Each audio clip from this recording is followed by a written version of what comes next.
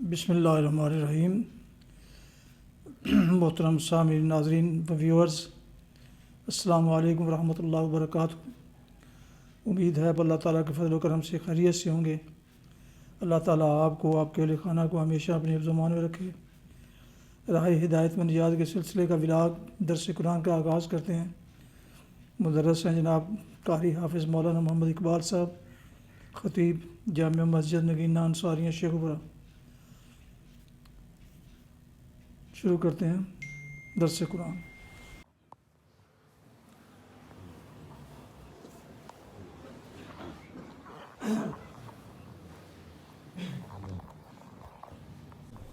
الحمد للہ وکفیٰ والصلاة والسلام علی من لا نبی بعد، اما بعد فاعوذ باللہ من الشیطان الرجیم، بسم اللہ الرحمن الرحیم۔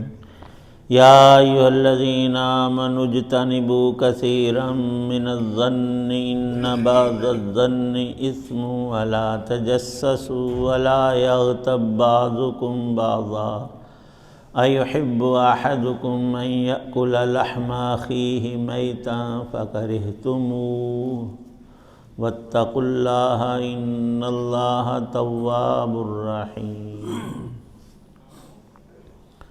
صدق اللہ العظیم۔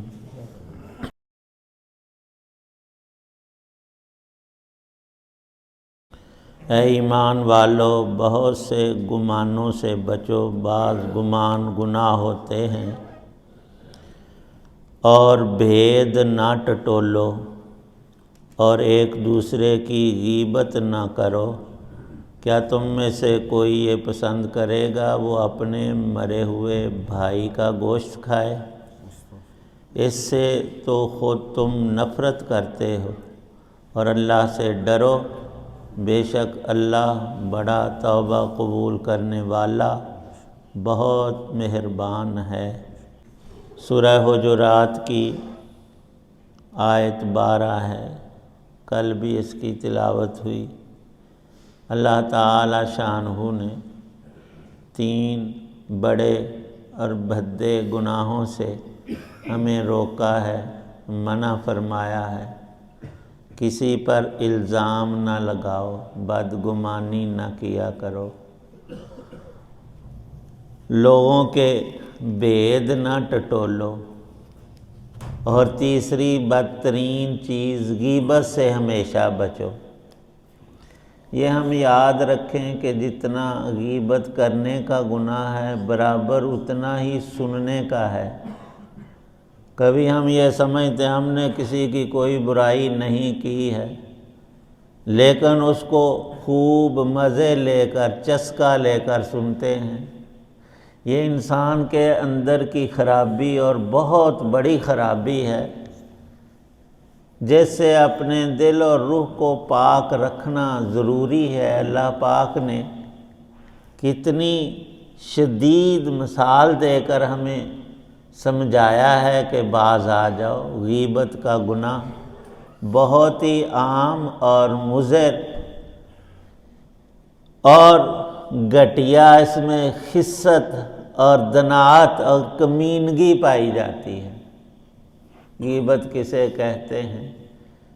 کسی بھی شخص کے غیر موجودگی میں ایسی بات کرنا کہ اگر وہ ہوتا، سن لیتا تو اسے تکلیف پہنچتی، وہ برا محسوس کرتا، اس کی تحقیر ہوتی، وہ اس بات کو سن کر ذلت محسوس کرتا، اور وہ موجود نہیں، اس نے سنا نہیں، تو یہ غیبت ہے۔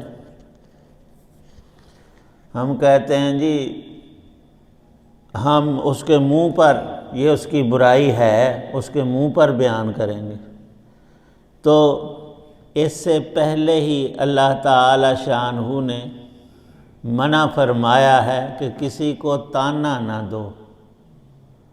تانا دینا بھی اسی طرح گناہ اور برا کام ہے۔ پھر یہ کہ سوال ہوا نبی پاک صلی اللہ علیہ وسلم سے کہ اگر وہ اس میں واقعتاً برائی ہے جو ہم اس کی غیر موجودگی میں بیان کر رہے ہیں تو پھر بھی گناہ ہے؟ فرمایا پھر ہی تو غیبت ہے۔ اگر اس میں وہ کمی ہے ہی نہیں، اس میں وہ نقص اور خرابی نہیں، تم اپنے پاس سے گھڑ کر کہے تو تم تو تہمت لگا رہے ہو، اس پر بہتان باندھ رہے ہو، یہ تو اور ڈبل گناہ ہے۔ حضرت امام غزالی علیہ الرحمہ نے لکھا ہے کہ زبان سے جو انسان گناہ کرتا ہے وہ 24 قسم کے ہیں، ان میں ایک بدترین گناہ غیبت کرنا ہے، غیبت کرنا۔ مردوں عورتوں ہر مجمع ہر جگہ میں، مسجد میں بھی ہم باز نہیں آتے، گھروں میں۔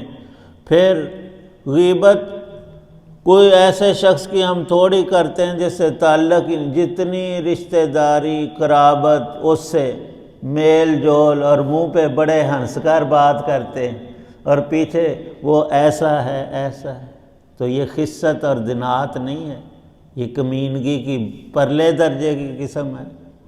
زبان کو کنٹرول رکھنا بڑا ہی عظیم کام ہے۔ فرمایا نبی پاک صلی اللہ علیہ وسلم، ایک جہاد میں ایک شخص بڑی بہادری کے ساتھ دشمن سے لڑا اور شہادت کے مرتبے پر فائز ہو گیا، تو صحابہ نے اس کی بڑی تعریف کی۔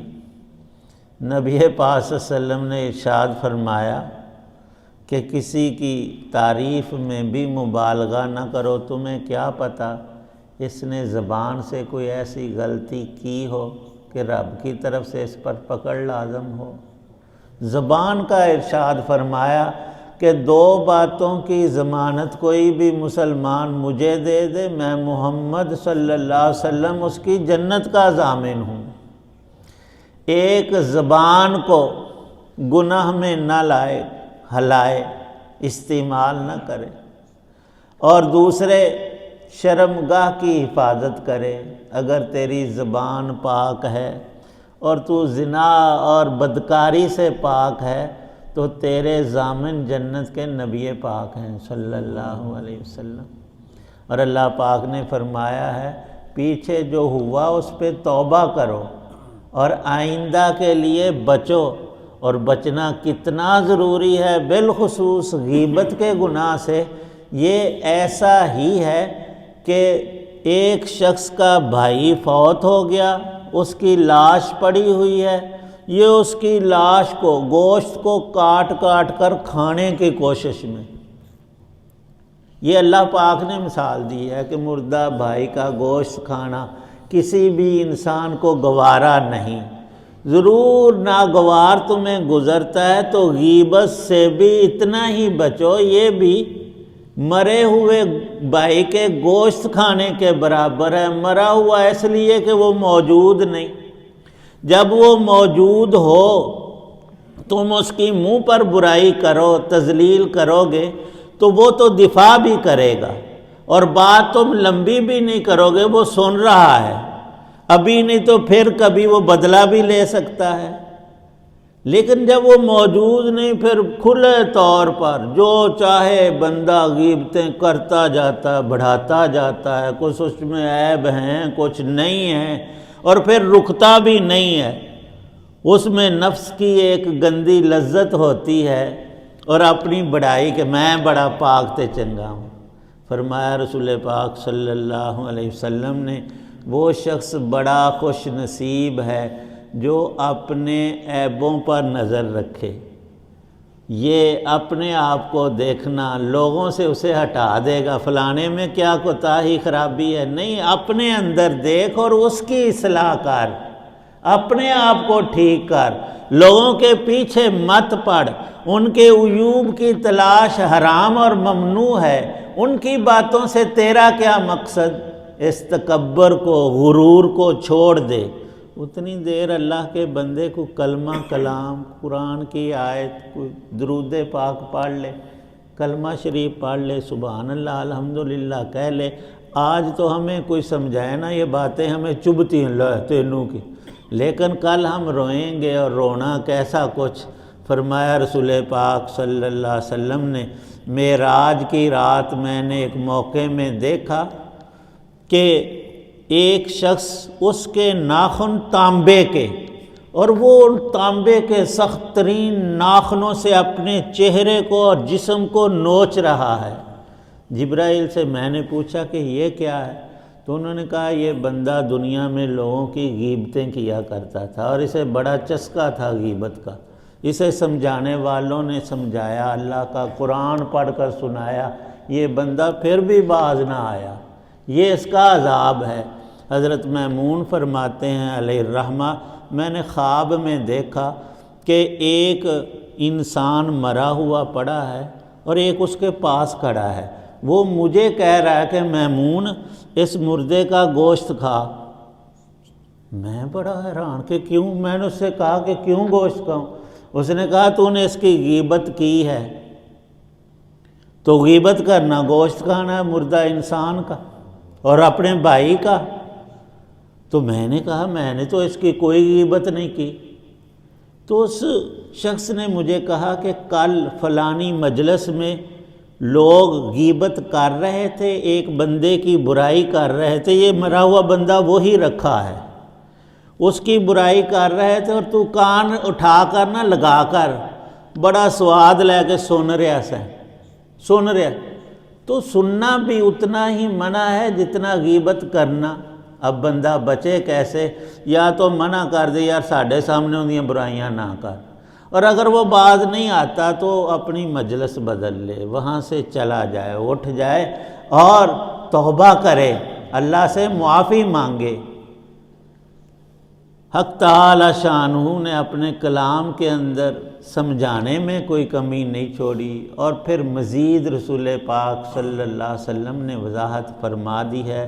اللہ پاک ہمیں غیبت سے اور سب گناہوں سے بچنے کی توفیق اور ہمت عطا فرمائے۔ الحمدللہ رب العالمین والصلاة والسلام علی رسولہ النبی الکریم۔ ربنا آتنا فی الدنیا حسنہ وفی الآخرۃ حسنۃ وقنا عذاب النار۔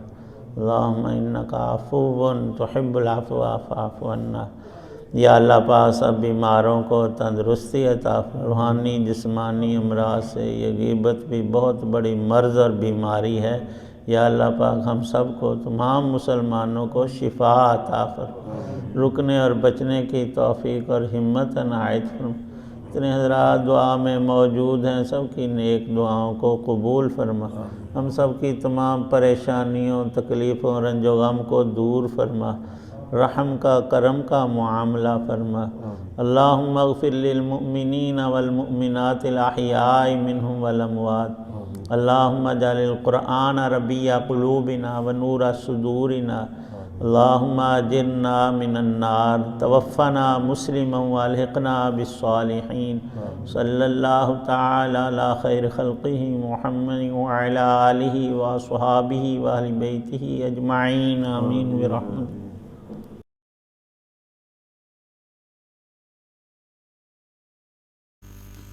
آپ سن رہے تھے راہ ہدایت و نجات کے سلسلے کا ولاگ درس قرآن، جس میں آج سورہ الحجرات کی آیت مبارکہ نمبر 12 کی تلاوت، ترجمہ اور تفسیر بیان کی گئی۔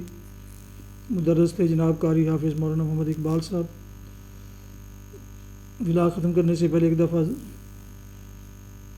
گزارش ہے کہ اگر آپ نے ابھی تک میرے یوٹیوب چینل کو سبسکرائب نہیں کیا تو سبسکرائب کر کے، لائک کر کے بیل آئیکن کو پریس کر لیجیے گا اور دوستوں سے شیئر بھی کر لیجیے گا۔ اس طرح آپ کو دوہرا اجر ملے گا اور یہ ولاگ آپ تک باقاعدہ اور بروقت ملتا رہے گا۔ اللہ تعالیٰ آپ کا حامی ناصر ہو، اللہ تعالیٰ آپ کو، آپ کے خانہ کو ہمیشہ اپنی زمان میں رکھے، آمین۔ اپنا بہت خیال رکھیے گا اپنی دعاؤں میں۔ پاک وطن، والدین، آباء و اجداد، اعزاء اقارب، دوست و احباب اور تمام مسلمین مسلمات کی مغفرت کے لیے دعا میں کے بعد اس ناچیز کو بھی اس لسٹ میں شامل فرمائیں۔ میں انتہائی طور پر آپ کا شکر گزار ہوں گا۔ ختم کرتے ہیں اس دعا کے ساتھ، آپ اور آپ کے اہل خانہ جہاں رہیں خوش رہیں، شاد باد رہیں، آمین۔ السلام علیکم ورحمۃ اللہ وبرکاتہ۔ پاکستان زندہ باد۔ اللہ حافظ.